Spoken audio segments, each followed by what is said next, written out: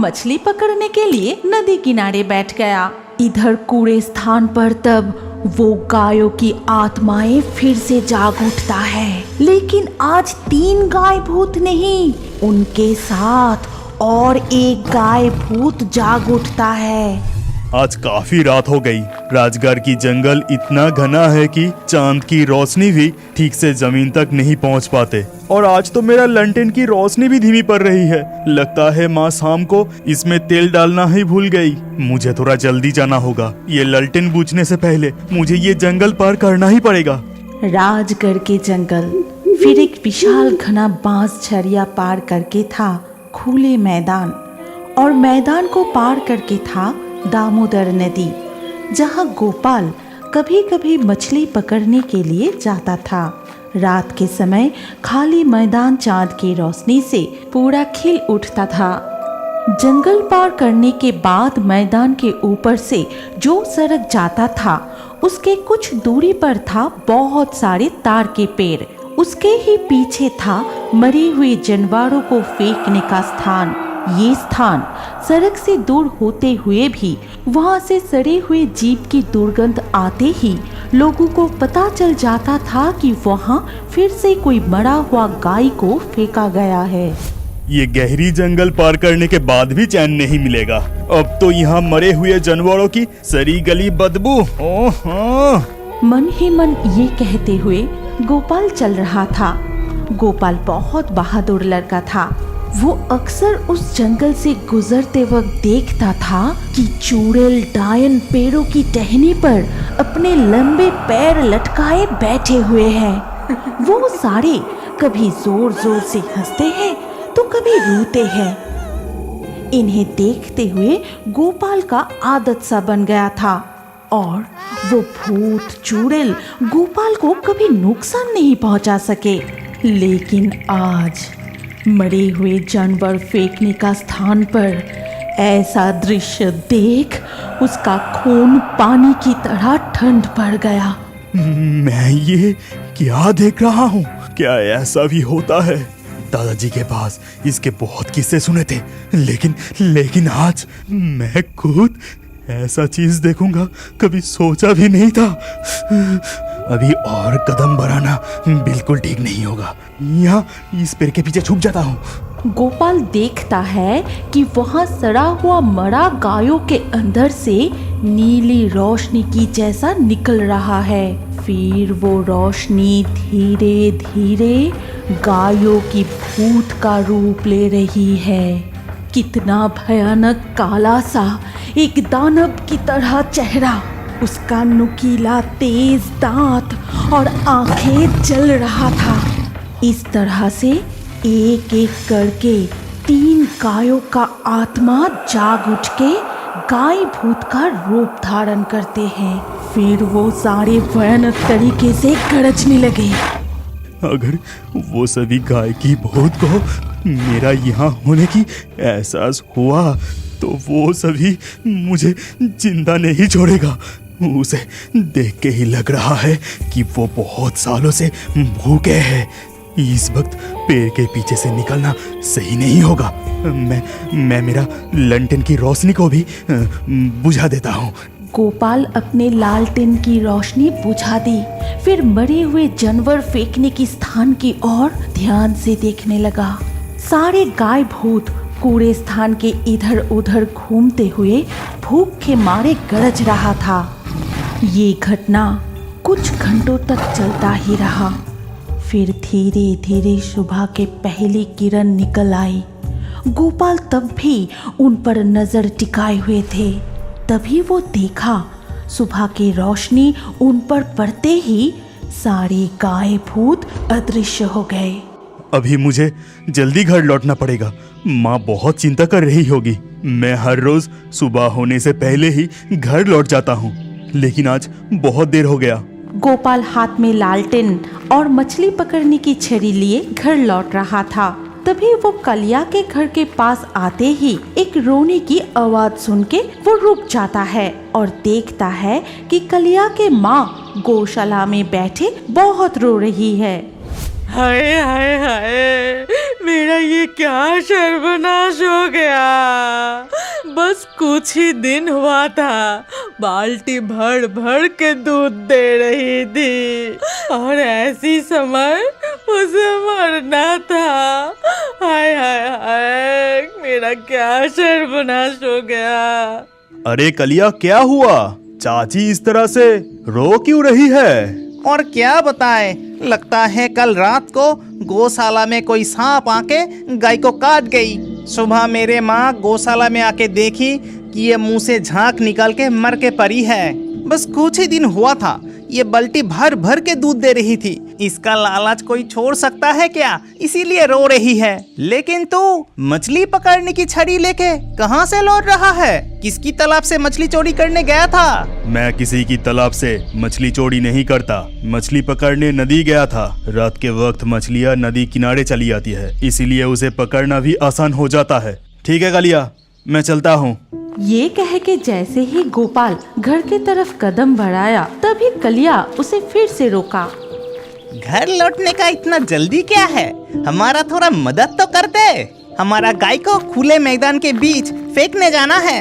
हमारा नौकर और तू ये गाय को बांध के कंधे पे ले ले, मैं तुम्हारे पीछे पीछे चलूंगा। कलिया के आदेश अनुसार गोपाल और उनका नौकर उस गाय को बांध से बांध के कंधों पर उठाया, फिर जानवर फेंकने की उस स्थान पर जाने लगा। राजगढ़ के जंगल और घना बांस झाड़ियों को पार करके आखिरकार वो वहां पहुंच गए और वहां पहुंचते ही सड़े हुए गायों की हड्डी देख के गोपाल को कल रात की वो डरावनी घटना याद आ जाता है। जल्दी कर, गाय को यहाँ फेंक दे। बदबू के मारे यहाँ रहा नहीं जा रहा है। छी छी, फू। सड़ा हुआ मृत पशुओं की दुर्गंध से कलिया वहीं पर थूकता है और इस घटना को गोपाल ने गौर किया। क्या रे, मेरे मुंह की तरफ देख क्यों रहा है? गाय को फेंकना हो गया तो अभी यहाँ से जल्दी चल, यहाँ बहुत बदबू है। हाँ, जल्दी चल यहाँ से। यहाँ रुकना तेरे लिए और सही नहीं होगा। फिर कलिया, गोपाल और उनके नौकर गांव की तरफ अपने अपने घर लौटने लगा। लौटते समय गोपाल कलिया से कहा, कलिया, मैं तुम्हें कुछ कहना चाहता हूँ।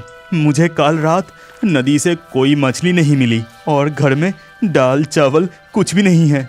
अगर ये काम के लिए तुम मुझे कुछ पैसे देते तो घर के लिए ये सभी चीज खरीद के ले जाता।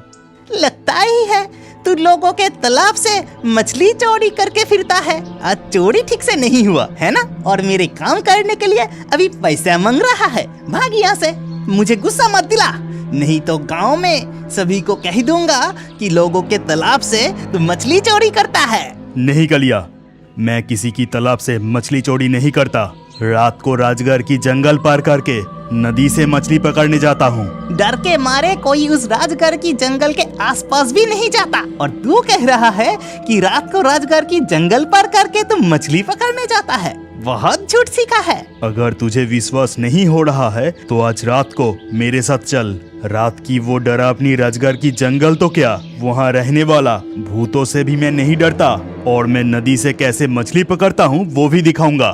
ठीक है, फिर आज रात को ही मैं तेरे साथ जाऊंगा।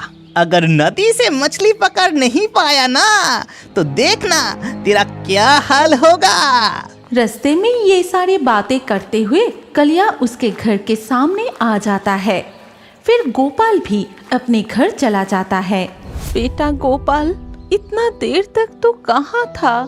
सुबह होने से पहले ही तो आ जाता है और आज दोपहर हो गया, इसीलिए मुझे तेरे लिए बहुत चिंता हो रही थी।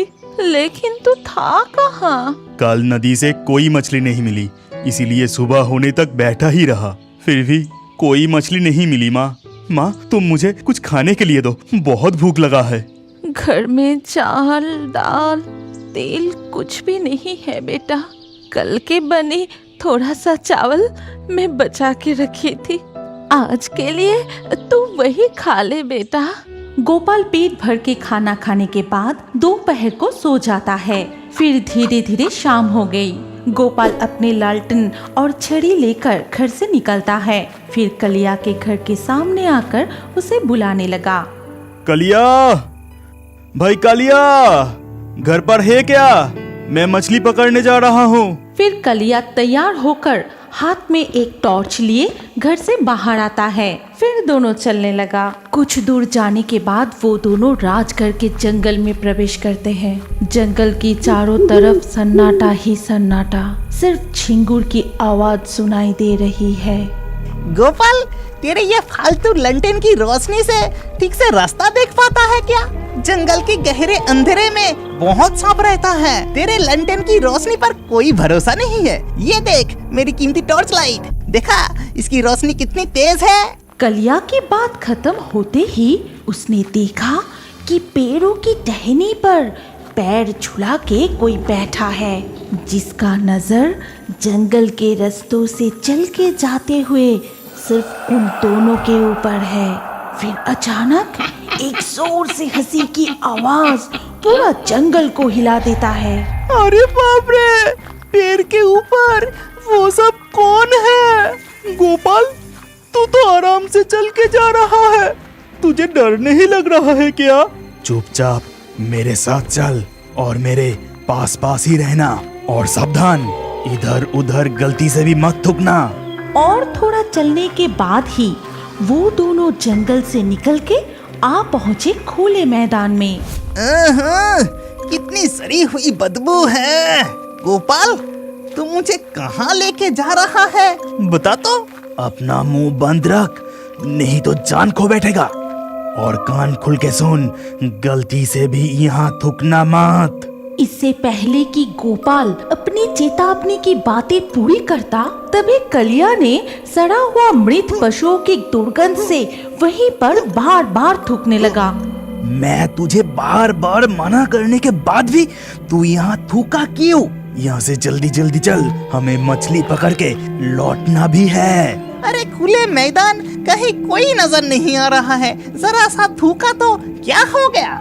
वो दोनों चलते हुए आखिरकार नदी के किनारे आ पहुँचे। फिर गोपाल अपनी लालटेन घाट पर रख देता है और मछली पकड़ने के लिए नदी किनारे बैठ गया। इधर कूड़े स्थान पर तब वो गायों की आत्माएं फिर से जाग उठता है, लेकिन आज 3 गाय भूत नहीं, उनके साथ और एक गाय भूत जाग उठता है। फिर वो सारे गाय भूत मिलकर गरजने लगे। आज सुबह एक इंसान हमारे डेरे पर थूक के गया है। यहाँ उसे हमारे गंध से तकलीफ हो रहा था। अगर कभी भी वो मुझे पूनम की रात में मिल गया तो उस इंसान को मैं चबा के फाड़ के खा जाऊंगा। ये कहकर एक गाय की भूत मिट्टी से कुछ गंध सूंघने लगा और वो गंध सूंघते हुए कूड़े स्थान से निकल के रास्ते तक चला आता है। ये गंध ताजा है। सुबह जो इंसान हमारे डेरे पर थूका था, लगता है अभी अभी इस रास्ते से ही वो गुजरे, नहीं तो आसपास ही कहीं है। ये कहते हुए गाय की भूत जोरों से गरज उठा।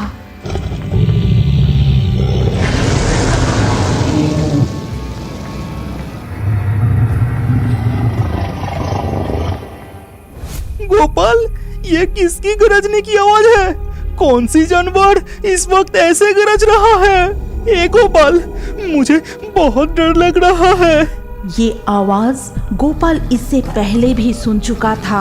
अभी ये आवाज फिर से सुनते ही वो समझ गया था कि गायों की भूत फिर से जाग उठा है, लेकिन गोपाल चुपचाप बैठा रहा, मुंह से एक शब्द भी नहीं निकाला। ए गोपाल, मुझे अच्छे से विश्वास हो गया तू नदी से ही मछली पकड़ता है। आज जितना मछली मिला है सो मिला है, तू यहाँ से बस जल्दी चल। कलिया की बातों का कोई जवाब ना देकर गोपाल अपनी छड़ी और लालटेन हाथ में लिए खड़ा हुआ, फिर चलने लगा। कलिया भी डर के मारे उसके पीछे पीछे चलने लगा। चलते समय गोपाल समझ चुका था कि उनके पीछे पीछे कोई आ रहा है, लेकिन गोपाल एक बार भी पीछे मुड़कर नहीं देखा। वो सीधा चलने लगा। जब वो दोनों मैदान पार करके जंगल में प्रवेश करने वाले थे, ठीक उसी वक्त वो गाय के भूत गरजते हुए कलिया की पैर को जकड़ लिया। वो गाय की भूत कलिया को खींचते हुए उनके डेरे की तरफ ले जाता है। गोपाल, मुझे बचा गोपाल, बचा बचा गोपाल, बचा। गोपाल पत्थर की तरह चुपचाप वही खड़ा रहा। वो समझ नहीं पा रहा है कि दोस्त कलिया को बचाने जाए या खुद की जान बचाने के लिए गांव की तरफ भागे। वो लोग तब इंसान जैसा नहीं लग रहा था। अपना चेहरा बदलकर पिशाच के रूप में आ चुका था और मुझे मार के मेरे खून पीने की बात वो लोग कर रहा था। मुझे और कुछ नहीं सूझा। मैं उस कमरे की दरवाजा बाहर से दे दिया और मैं दौड़ना शुरू किया। मुझे पीछे से दरवाजा धक्का देने की आवाज सुनाई दे रहा था, लेकिन मैं बिना रुके दौड़ता रहा। मुरलीधर नाम के एक गांव में 4 दोस्त अमल, रंजन, विकास और विनोद रहते थे। गांव जहां खत्म हो जाता है, वहीं एक पुराने घर के एक कमरे में वो लोग रोज शाम को गप्पे लड़ाने आते थे। रोज की तरह ही उस शाम भी सब वही आने वाले थे। सबसे पहले विनोद वहां आता है और आके बाकी सबके लिए प्रतीक्षा करने लगा और खुद ही सोचने लगा, पता नहीं आज मौसम इतना खराब क्यों है। लगता है बारिश आने वाली है। सब लोग आ जाए, फिर बारिश हो तो भी ठीक है, नहीं तो कौन रास्ते में कहाँ अटक जाएगा। विनोद सोच में डूबा था कि तभी रंजन आ पहुंचता है। अरे तू आ गया? अरे मैं तो सोच रहा था कि मैं ही पहले पहुंच गया। अरे आज का मौसम देख कितना अलग है ना। हाँ, रास्ते भी कितना सुनसान है और घड़ी का समय के अनुसार शाम होने में तो बहुत वक्त बाकी है, लेकिन देख बाहर पूरा अंधेरा छाया हुआ है। अरे एक बार अमल और विकास ठीक ठाक से पहुंच जाए, फिर जितना मर्जी तूफान आए, क्योंकि हम लोग सब एक साथ महफूज जगह में होंगे। वो तो तूने ठीक कहा, लेकिन आज कुछ अलग सा ही मौसम है। पता नहीं क्या अनहोनी होने वाला है। अलग सा तो लग रहा है, लेकिन तू बिल्कुल चिंता मत कर। अरे कुछ नहीं होगा। देख मौसम का अदला बदली तो होता ही रहता है। रंजन और विनोद आपस में बातें कर रहे थे, तभी अमल आ जाता है। कितना अंधेरा हो गया है देखा। मैंने तो सोचा तुम सब लोग आ चुके होगे, लेकिन यहाँ तो देख रहा हूँ कि विकास अब तक आया ही नहीं। लेकिन बाहर बारिश तो शुरू हो गई है, अब वो कैसे आएगा? अरे आ जाएगा आ जाएगा। देख वैसे भी विनोद बहुत चिंतित है, तू फिर से ये सब मत बोल। एक काम कर, दरवाजा दे दे और सीधा बैठ जा। तभी अचानक जोर से बिजली कड़कने की आवाज आती है और कमरे की लाइट भी बंद हो जाती है। अमल दरवाजा दे देता है। तब तक बाहर का मौसम बहुत खराब हो जाता है। इतनी बारिश हो रही होती है कि दूर दूर तक कुछ भी दिखाई नहीं देता है। ऊपर से अंधेरा भी बहुत होते हैं। उफ, ये जो आज मौसम है भूतों की कहानी सुनने की लायक है। रंजन, तेरे पास तो काफी सारे भूतों की कहानियों का भंडार है, जरा अपना भंडार खोल दे, सुनते हैं कुछ। लेकिन विकास को रंजन की कहानियाँ सबसे ज्यादा पसंद है, उसके बिना हम कैसे सुने। ठीक है, शुरू करते हैं। उसके आने पर मैं फिर से एक बार दोहरा दूंगा, लेकिन एक टॉर्च अगर किसी के पास होता तो बहुत अच्छा होता। नहीं तो ऐसे मौसम में घर जाने के लिए सबको दिक्कत होगा। हाँ, ये बात तूने बिल्कुल सही कहा, लेकिन भगवान का लाख लाख शुक्र है कि कम से कम हम सबके पास छाता तो है। तभी अचानक सामने ही कहीं बिजली कड़का। बिजली कड़कने की आवाज से सब लोग चौंक उठे और तभी दरवाजे पे जोर जोर से धक्का पड़ने लगा। कौन है? कौन है बाहर? विनोद के पूछने पर भी कोई जवाब नहीं आया। ऊपर से धक्का पड़ता ही गया। अरे कौन है भाई? अरे जवाब तो दे दो, जवाब क्यों नहीं दे रहे हो? ऐसे मौसम में घर से क्यों निकले हो, ये तो बता दो। लगता है भूत के कहानी के नाम सुन के भूत खुद हाजिर हो गया। दरवाजा खोल के देखता हूँ, शायद इस बारिश में किसी को मदद की जरूरत है। ये कह के अमल दरवाजा खोलता है, लेकिन बहुत अंधेरा होने के कारण उसे कुछ दिखाई नहीं देता है। फिर बिजली की रोशनी में वो जो देखता है वो देख के अमल बहुत चौंक जाता है। अरे विकास, कब से हम सब कौन है पूछ रहे थे, जवाब क्यों नहीं दिया? अच्छा पहले अंदर आजा। पता नहीं तुझे इतना अलग सा क्यों लग रहा है आज। मुझे छोड़ के रंजन कहानी शुरू करने जा रहा था, इसलिए मैं बहुत गुस्से में हूँ और इसीलिए मैं जवाब नहीं दे रहा था।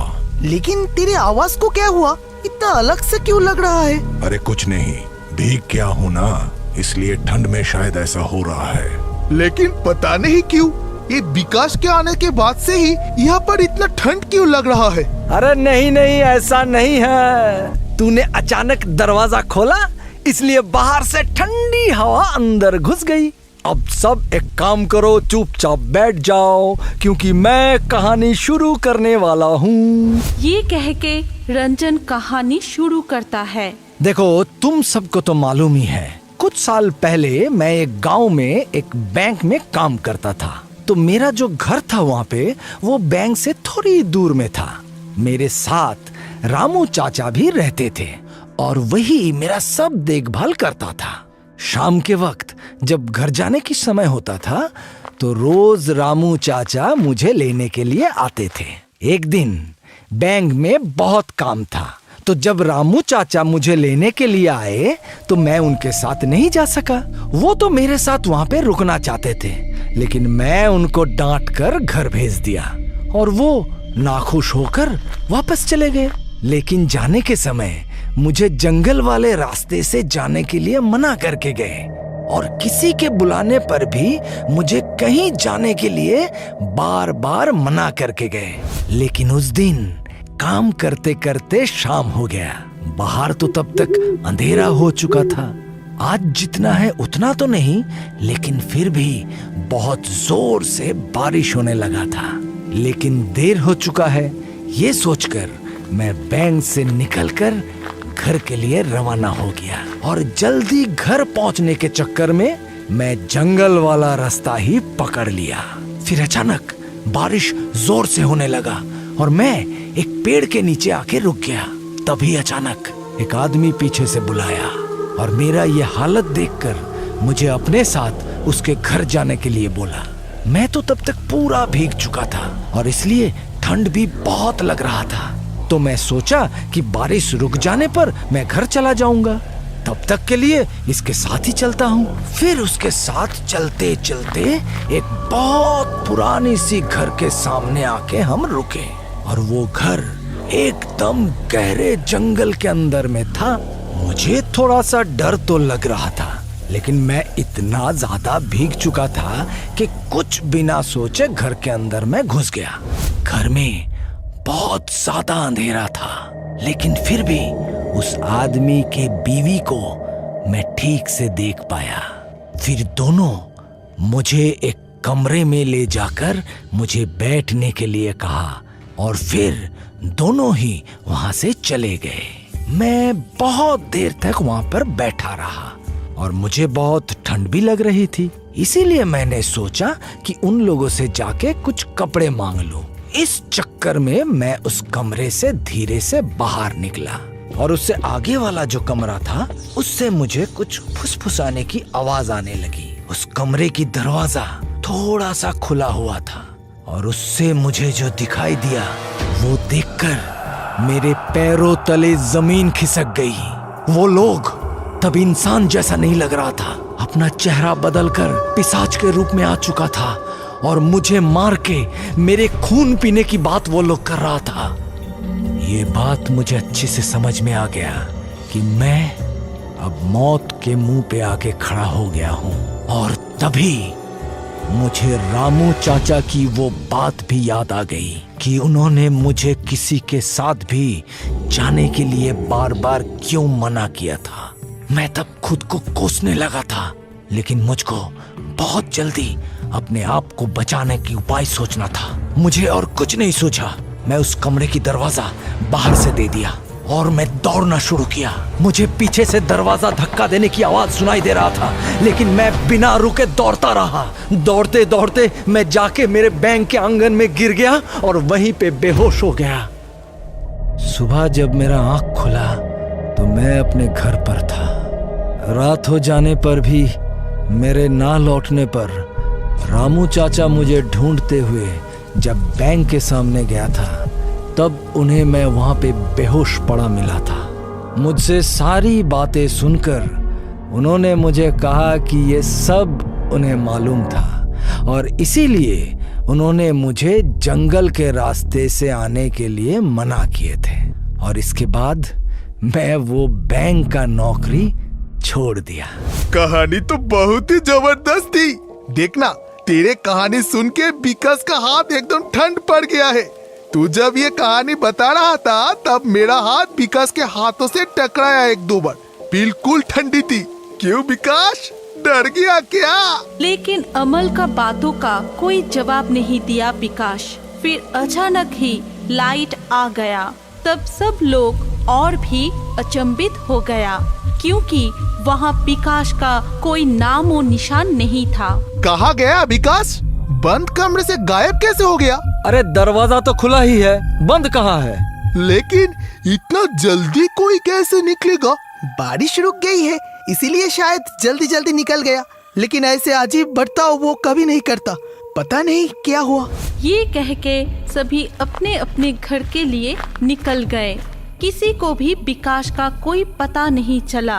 रात को विकास को ढूंढते हुए उसका पिताजी रंजन के घर पे गए।